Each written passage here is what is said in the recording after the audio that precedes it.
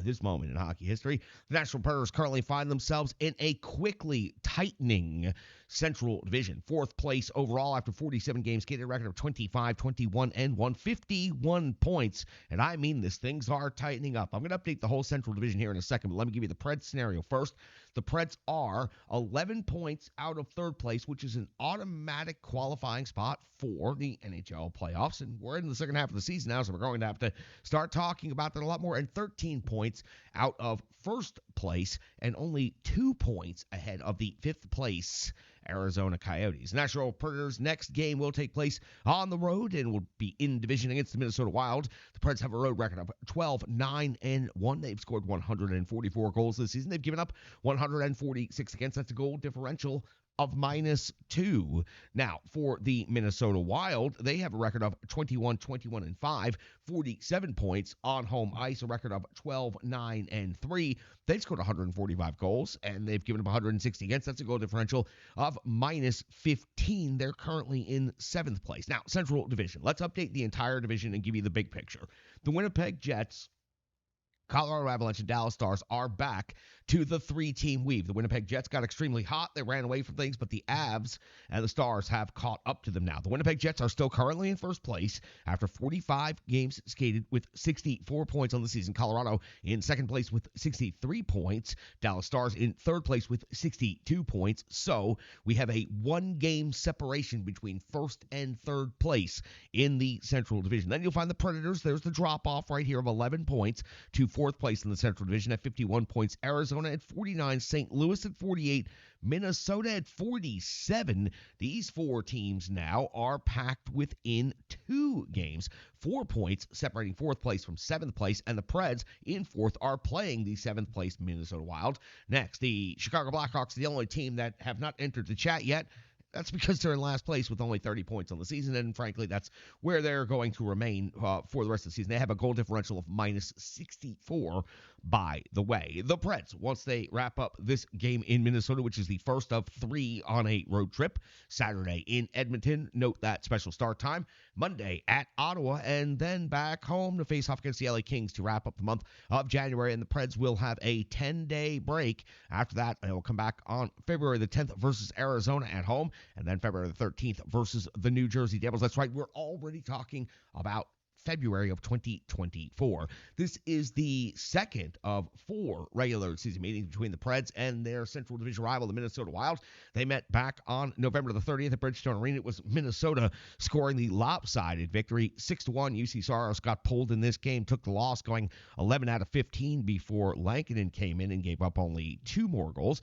Parsons scored the only goal for the Nashville Predators, but he will be unable to do that in this game as he has been sent back down to the Milwaukee Admirals for some more ice time and some more positive developments. Duar scored 3 goals for the Minnesota Wild in this game against the Nashville Predators.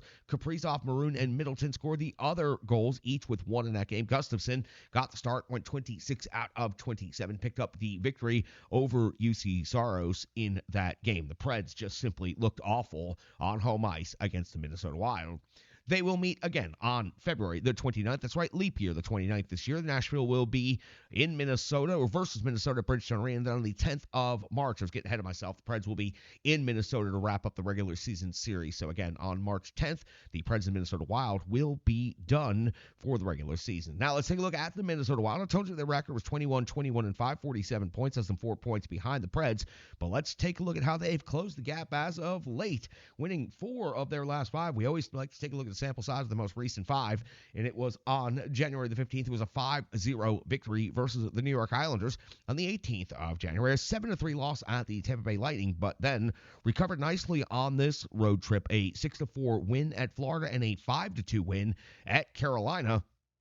And their most recent game was on January the 23rd. It was a 5-3 win versus the Washington Capitals. Gustafsson got the start, went 30 out of 33, and picked up the victory in that game. When it comes to the NHL rankings in this matchup, let's give you the numbers for both of these teams. We like to track 6 major statistical categories, and we like to start with goals for, where we find both of these teams are even at 3.02 goals per game.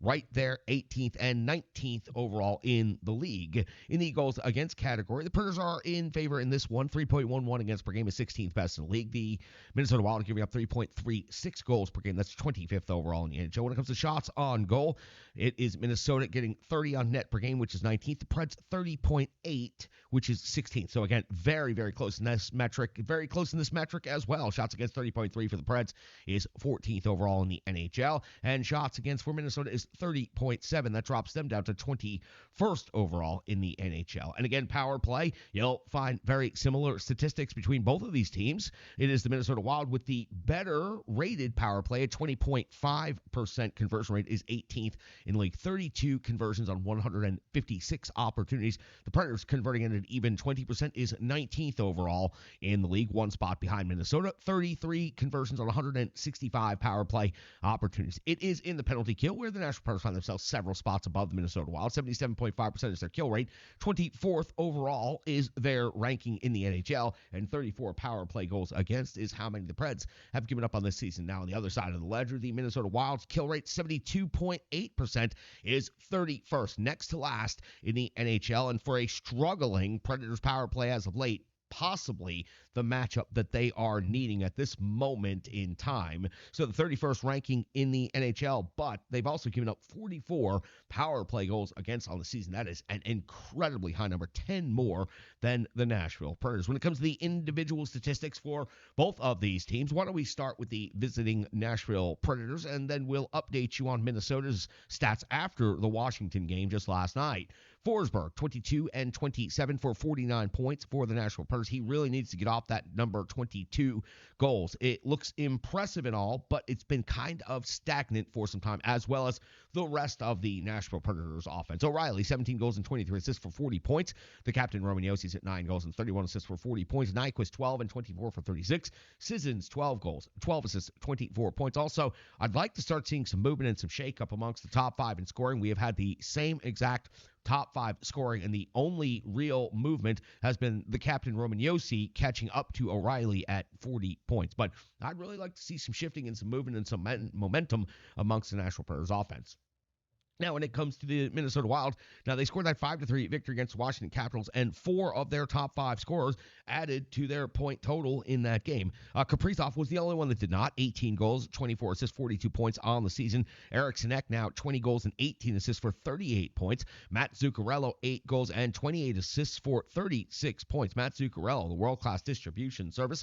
Boldy's at 15 and 17 for 32, and Rossi, 13 and 15 for 28. Kaprizov, Eriksson Ek, Zuccarello typically do very good against the Nashville Predators. Zuccarello, no matter where he's played in his career, has typically had good success against this Predators team. I put Gustafsson in the starting spot for the Minnesota Wild just because of his victory over the Nashville Predators back on November the 30th, and updated his standings based on his most recent victory versus the Washington Capitals. Now 13-11-2 on the season, an .896 save percentage and a 3.29 goals against average. UC Zaros, 18-18-1, a .904 save percentage, a 2.94 goals against average. So UC Saros is now at exactly 500 on the season with a save percentage just barely over 9 and a goals against average just barely under 3. All right, that's going to get you all set up for the Nashville Predators' first game on this 3-game road trip in Minnesota. Second meeting out of 4 in the regular season. The Preds